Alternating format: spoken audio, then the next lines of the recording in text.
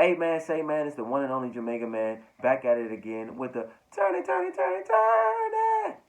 edition, 21st edition of Quick Break. I'm Jamaica man. Thank you very much for checking out the last episode, the breakdown episode that at this present time has 73 viewers. I appreciate that. Wanted to show you specific qualities at a prolific and professional level with Julius Randle and the Kentucky Wildcats while I broke down what I expected in the tournament. This specific episode is going to break down what has happened so far in the men's and women's game. I'll touch on the NBA briefly, but it'll be pertaining to something that stands out and isn't a storyline, but tells a bigger story about where the game is today. Thank you again for checking out my channel, Quick Break here on Instagram Network. Thank you for checking out Thoughts by Ty on Twitter, Thoughts by Ty on Instagram, and Eat Sleep Blitz is Blitz Sleep Eat _ between each letter on Twitter. Thank you very much for checking us out. And as of right now, we are in the midst of the current college basketball tournament for the men and women. They're at just about the Sweet 16, and when you think about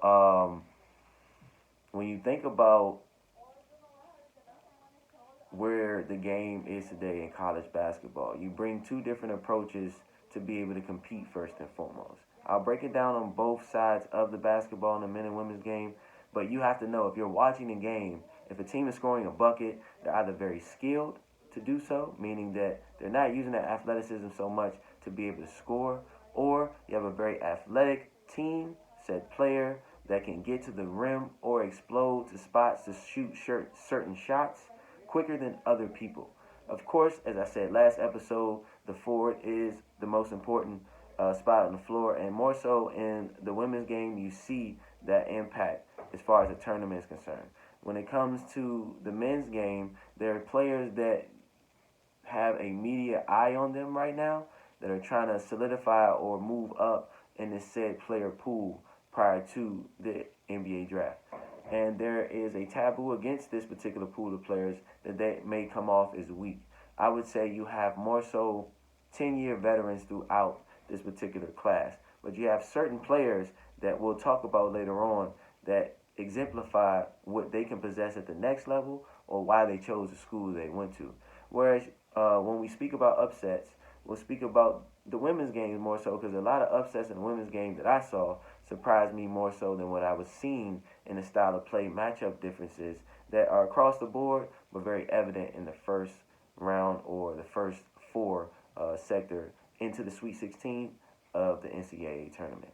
So as I said, if you are on a college level and you're watching a college game, you are either in a small market compared to the NBA, or you are in a market where professional basketball isn't there, right? They call it, I would say, the former barnstorming circuit, if you will. That is where a group of players that are talented, professional, or collegiate, they go and travel and barnstorm in different places. I believe that became the particular root of what you would see in a Kentucky or a Florida State in the SEC conference. Hypothetically, in a Big Ten, you have Indiana, and now you have a team like Purdue emerging as well, where the styles of play are different because of where these players originate. And styles of play are different in specific sides of the country, but when you kind of like go up this conveyor belt that gets you to college, you're learning how to play the game of basketball specific ways. So with, for example, a surprise team, University of North Carolina, they really didn't show that they were capable of playing very well throughout the regular season. But they had two different matchups throughout the tournament that showed their resilience, and for some reason, they're able to shoot now, which was something that you wouldn't expect out of North Carolina coach team under Roy Williams, I would say. They're normally athletic, they guard you, and they want to keep the pace up and moving so they can get easier shots, threes in transition, quick scores at the basket. And they represent or reflect types of teams, given the matchup, that can be where they are right now, if I'm not mistaken. Then you have a team like, let's say, Iowa, because Iowa, both sides of the ball, they lost in the first round. Specific reasons, though. You have these skilled teams that can execute very well, know where they want to get on the floor, may not beat you there, but they know what shot they want to take to do so.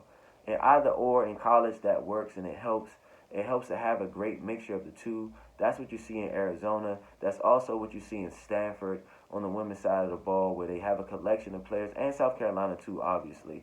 But South Carolina and Stanford are the balance of athletic, versatile, and you have players that are more ISO oriented at times, or three in defense, where they can use their athleticism to be able to get up and down.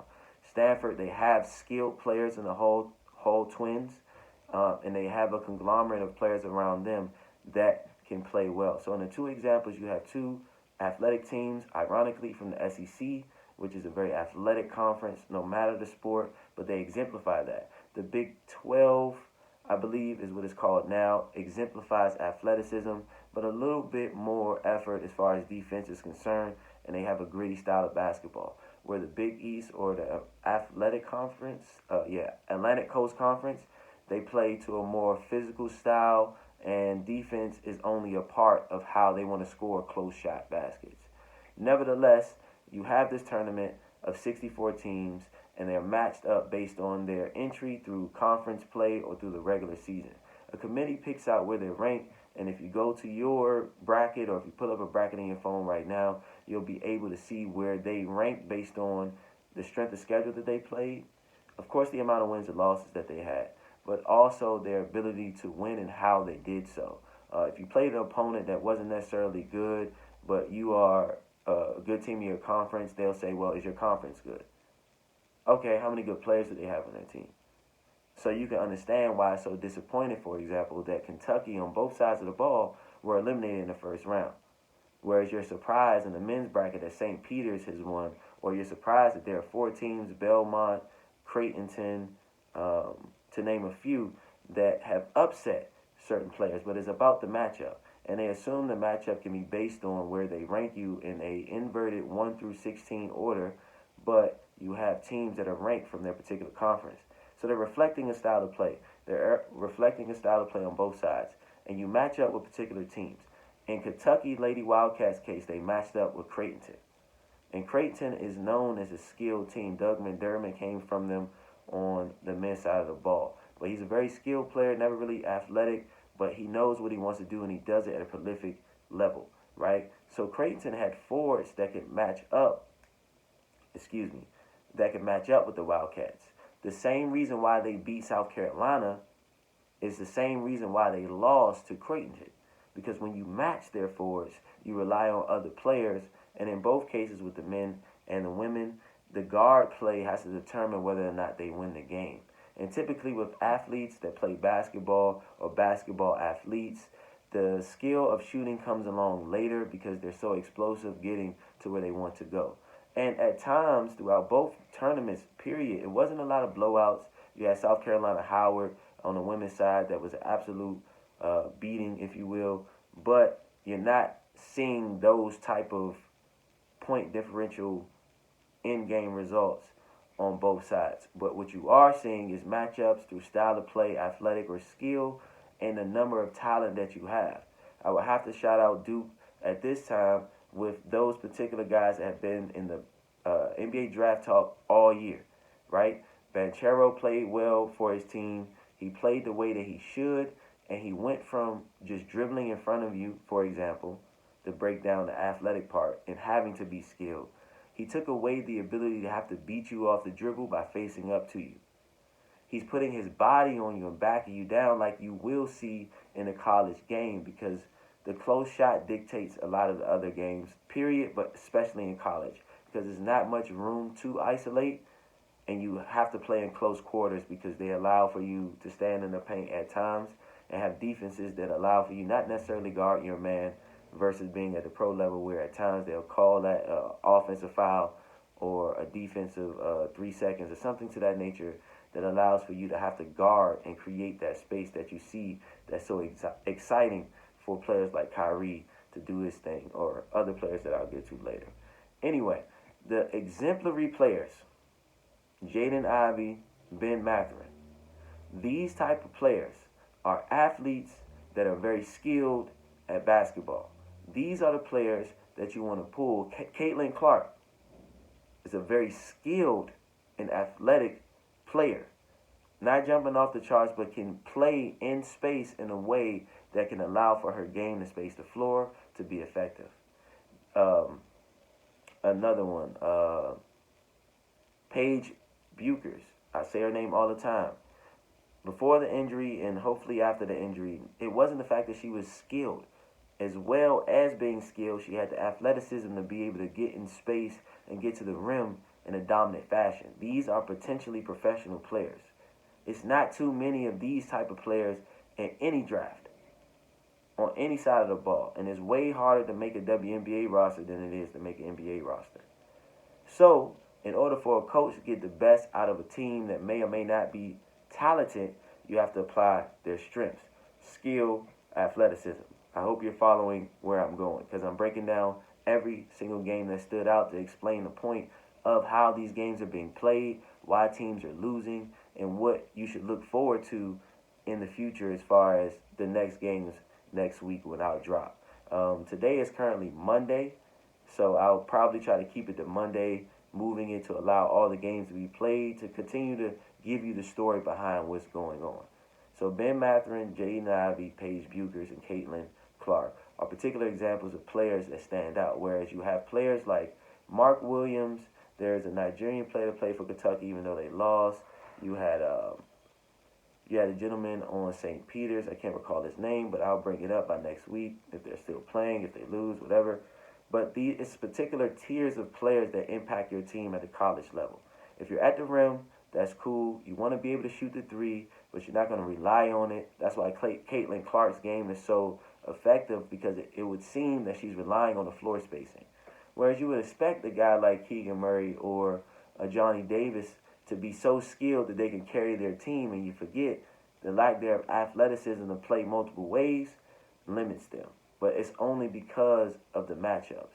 And then you have Duke versus Michigan State, or you have Texas versus Purdue in the second round, or early on you have a Murray State Davidson, skill versus athletic but talented team.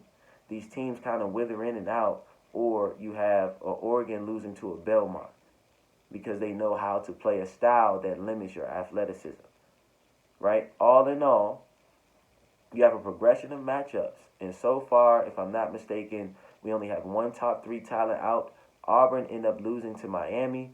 Miami was just as athletic as their team would be given the conference that Auburn plays in, but they also had the skill and they had a position that Auburn really didn't have, because you have Jabari playing in between the front court and the back court. And it seems to me, from what I'm seeing from him and his time there, that he should probably start on the wing. He's not as athletic as you would want a wing player to be, but in his spurts protecting the rim against a Miami team that was just going to continue to attack, for example, I don't think that would be wise for him to start his career that way.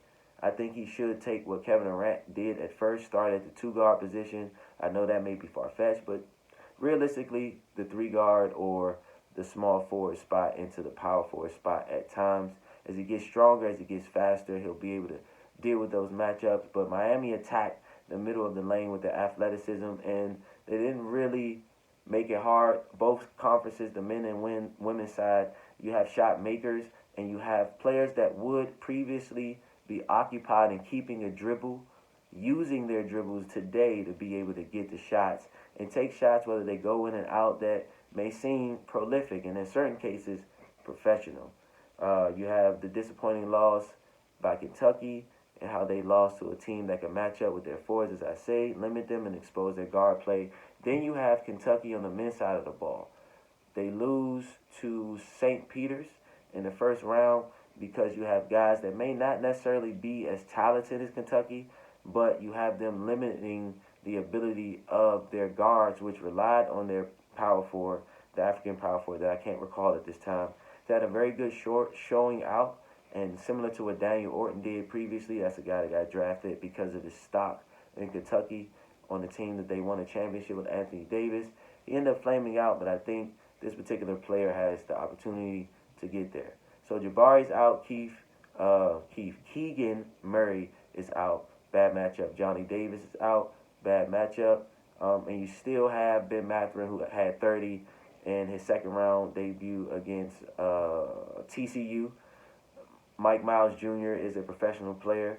He's been able to hold his own, but in this round period, I think another thing that I want to say when it comes to knowing the different style of teams, the scouting was very well done. The scouting was absolutely done to allow for gentlemen like Mike Miles or even Jaden Ivey to be doubled or shaded to allow for other players to win. And what you'll notice as the rounds progress, more things will be taken away. Whereas in professional ranks, each round, different things will be taken away. But at the college ranks, well, if you're athletic in the first round and you may get a matchup that this team may not keep up with you, you may run into a team that's athletic in the second round. So maybe they could take that away. Or they're a good defensive team, they take your shot away. Or let's say if Iowa wins, they play a team that's just as skilled as they are on the women's side. That means you have to get to the ball faster or be the more athletic team to win. So it's a pendulum, and you have to balance it. And the further along you get, you'll get matchups. For example, in the Chet Holmgren case, he played against Memphis. Memphis made their way after a very tumultuous season, similar to Michigan for some strange reason, where first or second year head coaches in Penny Hardaway and Juwan Howard are reinventing a style that they commanded as players through their own players. And it's been, I would say at the very least, attention brought to what they're doing. So they get them along there. Imani Banks, a 17-year-old prodigy that's playing in Memphis, is a very skilled and professionally bound player. He can't come out this year, but he'll be able to come out next year. He started the year playing the point, and by the time we got to the NCAAs, if you will, he's coming off the bench to my athletic skill point. Here, you have a very NBA-based team in Memphis, and you have a very prolific college team, which isn't necessarily a matchup, but it speaks more to things being taken away and a challenge being brought to a Chet Holmgren's door. Whereas in all actuality, because Chet was able to show what he was advertised as a 7-foot big that isn't afraid to take contact for a Jalen Duren, the number 9 or 10 prospect on NBA draft boards as we speak, and limited their bigs. It was a fight, but Chet didn't back down from that fight. He finished with 9-9. I believe Drew Timme had 29, but what you won't see a lot of is if there is a new type of talent that emerges from what you expect to happen in a Caitlin Clark or Paige Buchers or Leah Boston, or in Kentucky's case, you would assume, I guess you would say Tata. If someone takes him away, they wouldn't scout for that next player. And it's college, that's fine. You're expecting for your style of play to reign supreme, but you kind of like focus on what players do well at that point, right? Drew Timme had 29 against a very physical, athletic Memphis team, if I'm not mistaken. They played well, played valuable throughout the year. Kentucky did as well. They finished with the conference championship. But sometimes the matchups don't work out like that. And that's the fun in making a bracket. But most of those brackets get busted because you can't really expect or anticipate the matchup. No matter what conference they come from, as I said earlier on, no matter the style of play, every single dog has their day potentially if they have the matchup that is in their favor. Now, the special part and how you pick players apart is, well, if they are matched up with something that may be against them. If a very athletic team plays a skilled team, and that skilled team knows how to control the pace and expose the athleticism, do you have a player that's special enough to emerge from that and do things that you wouldn't expect for him or her to do? That's what you'll see, and a lot of upsets are happening because teams that may not be expected to win are already playing in that mindset. I have to leave it all out there and be the most skilled person on the floor, meaning you just have to execute. So you saw a lot of NBA prep ball games out of the top guys. I think my favorite Duke game this season was Duke-Michigan State. I really appreciate what they did. My most disheartening loss out of everybody is the Kentucky Creighton loss. I didn't expect for Kentucky to underestimate those women in Creighton. It's a very skilled school. They have a very skilled culture. And I think we've seen exactly what we should see out of all of these NBA prospects. I think that in time they'll develop into something that may show you that they could score more so in isolation. But your top two guys, in my opinion, that I've always said, in Jaden Ivey or Benedict Mathurin, they're the number one and number two guys on my board for a reason. Because they may not come in and change your franchise right away, but they will at least add a spark to it. And if you develop them, maybe they will change your franchise. We know Caitlin Clark and Paige Buchers will change any franchise that they go to. We have Alea Boston. I think she has one more year eligibility, but she'll go there and be a force. So these type of players make the game, and that's what makes it special. You got to give a shout out to St. Peter's because they're the team to watch. I would say for me in the women's game, the team to watch, low-key for me, would be Creighton. I would think specifically because they play with no fear that they may be able to get far in the dance. And that's also another aspect that you watch for. If a team is very fast and athletic or a very skilled and slow-paced team or a skilled team that can keep pace, you want to see certain players that stand out for being very skilled, or if it's an unheralded hero like that other player that can't be scouted most of the time because you put time into beating the team concept and not the individual concept. You want to pay attention to these Cinderella teams and special players on said teams. In the men's side, that helps their stock, like a Chuck O'Bannon Jr. at TCU. I wasn't paying attention to him, no disrespect, but I watched Mike Miles' tape enough. I got to see him recently in their game against Arizona, and it was a valuable effort, but they just didn't have enough talent, right? As the games go on, they take away certain things. You'll have better talented players or talented teams. So it evolves in that from a skill set to a mindset. And I think we are in a good place with college basketball. I think following it in that paradigm of, okay, can I keep up with how fast and how easy points that these athletic teams are? Or can I understand who's very skilled on this team and who's creating open shots while slowing the pace down? If you see it like that, you'll be able to see that, well, maybe this team was just better than this team in the first round. Then in the second round, you're like, okay, this team may be skilled at beating this team this way. That's what you see in the matchups that I described.